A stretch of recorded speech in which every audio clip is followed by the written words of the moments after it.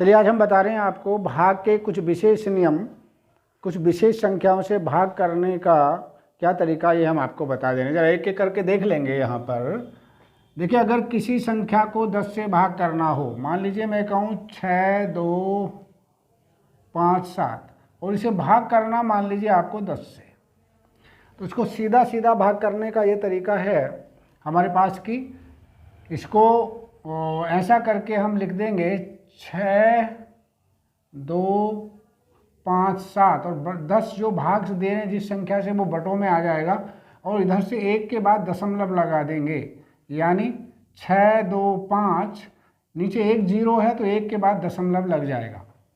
इसी प्रकार से मान लीजिए इसी संख्या को अगर हम 100 से भाग करें तो क्या करेंगे? 100 से भाग करने का तरीका बिल्कुल ऐसे लिख देंगे 6, 2, 5, 7 बटे 100। कितने जीरो हैं? 2 जीरो हैं तो क्या करेंगे? 1, 2, 2 के बाद दशमलव लग जाएगा, यानी 62.57।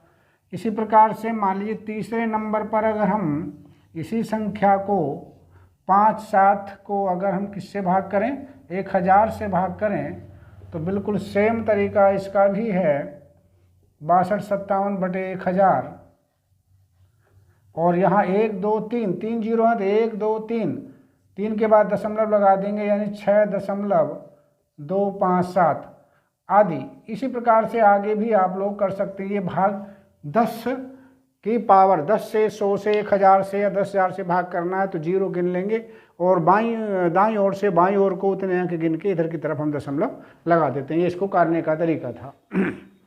तो आज हम आपको बताने वाले हैं कि भाग के कौन कौन से नियम हैं, जैसे भाग के नियमों से हमारा क्या अभिप्राय है। जैसे किसी संख्या को देखकर कैसे पता करेंगे कि वो संख्या 2 से विभाजित है या नहीं, वो संख्या 3 से विभाजित है या नहीं, 4 से विभाजित है या नहीं, 5 से विभाजित है या नहीं, वो 6 से 7 से, ये कैसे पता करेंगे? देखते ही इसके संख्या के नेचर को कि वो संख्या किस किस अंक से विभाजित हो जाती है, किस संख्या से पूर्णतः विभाजित है।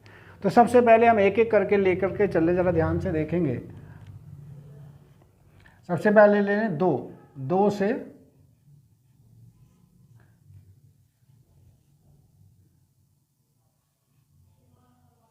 विभाजन। 2 से विभाजन कब होगा?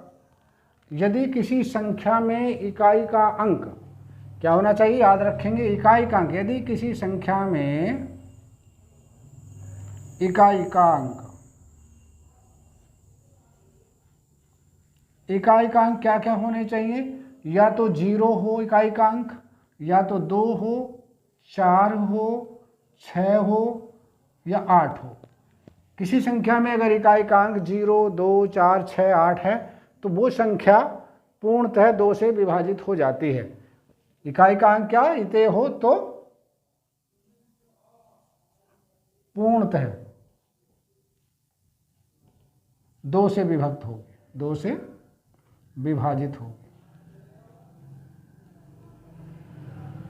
है जैसे मान लीजिए हम ले लें 250, 0 है, इसमें इकाई का अंक 2 से पूर्णतः विभाजित हो जाएगी।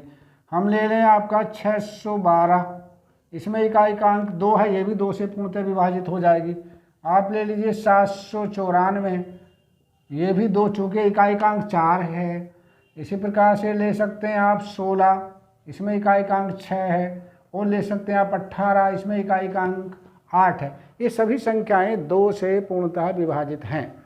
तो याद रखेंगे, किसी भी संख्या में यदि इकाई का अंक 2, 0, 2, 4, 6 या 8 हो तो हम देखते ही कह देंगे कि वो संख्या 2 से विभाजित है। दूसरा देखेंगे, नंबर 2, 3 से विभाजन का नियम।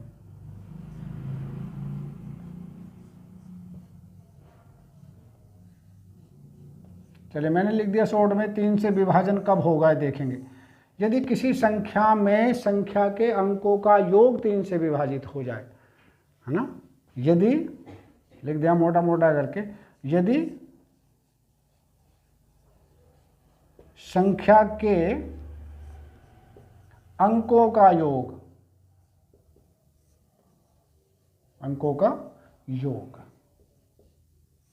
3 से विभाजित हो।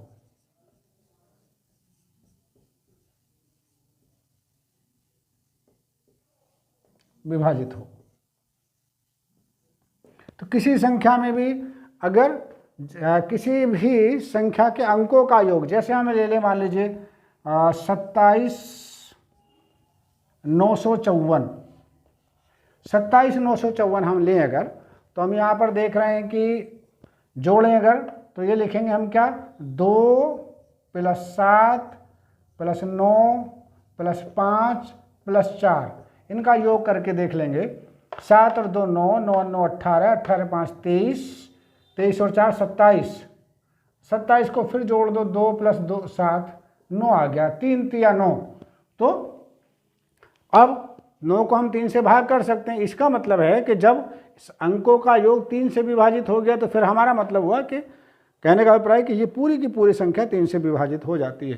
तो क्या याद रखना, यदि किसी संख्या में अंकों का योग 3 से विभाजित होता है तो वह संख्या भी 3 से विभाजित हो जाती है। तीसरा देखेंगे नंबर 3, 4 से विभाजन।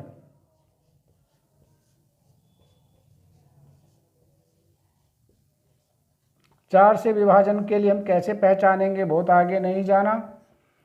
अगर किसी संख्या में इकाई और दाहिनी का अंक 4 से विभाजित हो जाए तो वह संख्या क्या होती है, 4 से विभक्त हो जाती है। यदि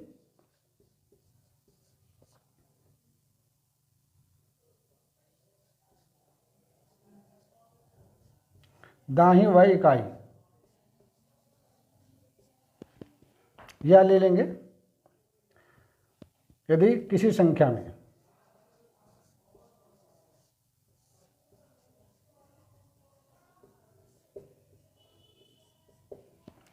दाहिनी व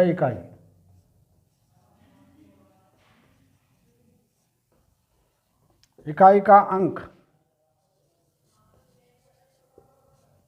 4 से विभक्त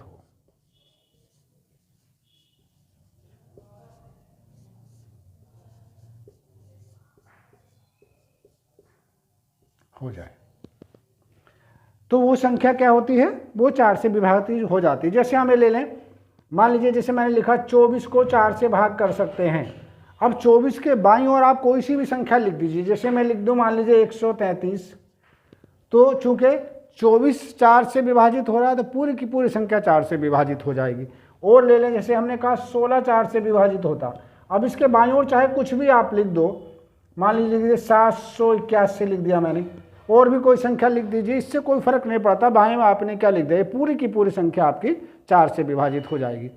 आप ले लें अगर मान लीजिए क्या 52 ले लें मान लीजिए, या ये ले लीजिए आपका 54 ले लीजिए, हमने लिखा 54, हम जानते हैं 18 या 54 होते हैं। अब इसके बाईं ओर आप कुछ भी लिख दीजिए, जो संख्या बनेगी, मान लीजिए 61 या 161 लिख दिया मैंने, तो ये संख्या भी आपकी 4 से विभाजित हो जाएगी। क्यों, इसका मतलब यह है कि अगर कोई संख्या 4 से विभाजित हो जाती है तो उसके बाईं ओर को कितने भी अंक हम बढ़ा दें वो फिर भी 4 से विभाजित होती रहती है।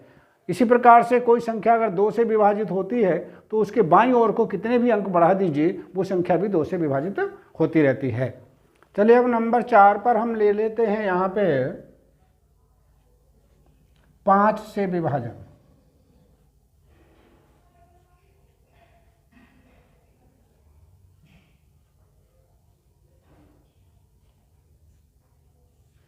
क्या याद रखना है, इकाई का अंक अगर किसी संख्या में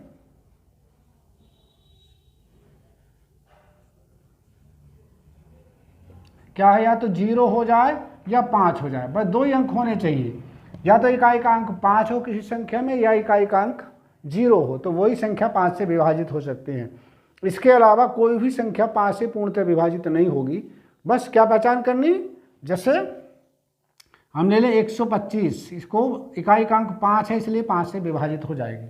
आप ले लीजिए 72,620, यहाँ इकाई का अंक 0 है, ये भी 5 से विभाजित हो जाएगी। और भी ले सकते हैं 75, 76, 615, इसमें इकाई का अंक 5 है, ये भी 5 से विभाजित हो जाएगी। तो ये नियम केवल इतने आपको याद रखने। 5वें नंबर पर हम एक और ले लेते हैं, बाकी आपको फिर अगली वीडियो में बताएंगे। 6 से विभक्त होने के नियम। 6 से विभाजन कब होगा या देखेंगे।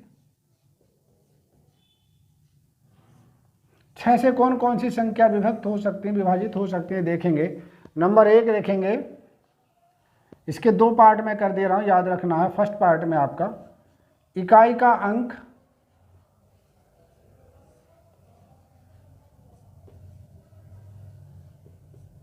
या तो 0 होगा, 2 होगा, 4 होगा, 6 होगा या 8 होगा, नंबर 1। लेकिन अकेला नियम नहीं, एक नियम और इसके साथ होना चाहिए। नंबर 2, अंकों का जो योग है 3 से विभाजित हो, 3 से विभाजित।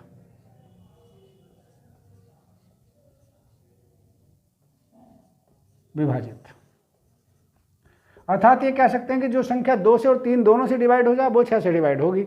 जैसे हमें ले लें 24, क्या लिखा, 24,570। तो 24,570 को हम 2 से भाग कर सकते हैं, चूंकि लास्ट में 0 है।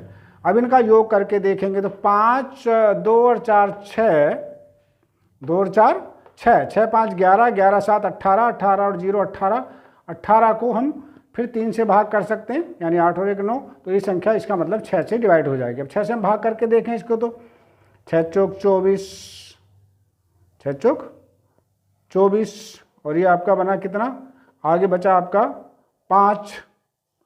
तो ये आपका आ गया कितना, 5 से भाग करेंगे 6 9 54, 3 बचा, 6 पंजे 30, तो हो गया भाग। तो हमने क्या करना, बस ये याद रखना कि संख्या जो है, जैसे और मैं रैंडम आपको लिख दूं, जैसे 27 और 18 और आपका लिख दिया मैंने 72। देखिए इतनी बड़ी संख्या लिख दी, तो हमें पता लग गया कि 2 से विभाजित हो रही, चूंकि 2 लास्ट में दिया गया तो 2 से विभक्त हो जाएगी। अब 3 से विभक्त का नियम देखिए, और हल्का तरीका बताऊं। 7 और 2 9, 9 को 3 से भाग कर सकते हैं, भूल जाइए यहीं पर। 8 और 1 9, 3 से भाग कर सकते हैं, हो गया यहीं पर। 7 और 2 9, 2 से 9 से विभक्त कर 3 से विभक्त कर सकते हैं 9 को। तो इसलिए इस संख्या को पूरी को 3 से भी विभाजित, 6 से भी विभाजित किया जा सकता है, चूँकि 2 से भी विभाजित हो रही, 3 से भी हो रही है। तो रैंडमली कोई सा भी नंबर आप ले सकते हैं, और भी एक संख्या आप ले सकते हैं। जैसे मान लीजिए मैं कहूँ 54, है ना, और एक ले लिया आपका 21। तो ये 21 के आगे हमें कुछ और भी लिखना पड़ेगा, चूंकि यहाँ पर क्या 21 और ये आपका 5 4 9, और यहाँ पर मैंने लिख दिया आपका 6। अब देखें ध्यान से, इसको भी हम चूंकि 2 से विभक्त कर देंगे, लास्ट में 6 आ रहा है। 5 4 9, 3 से भाग कर सकते हैं। 6 2 और 1 3 और 6, 2 और 1 3, 3 से भाग कर सकते हैं। 6 को भी 3 से भाग कर सकते हैं। इसका मतलब ये संख्या भी आपकी किससे, 6 से विभक्त हो जाएगी, क्योंकि 2 से भी भाजित है और ये 3 से भी भाजित है। तो ये नियम आपको आज याद रखने। कल हम इससे आगे के नियम बताएंगे आपको। 6 से शुरुआत करेंगे कल से 7 से शुरुआत करेंगे।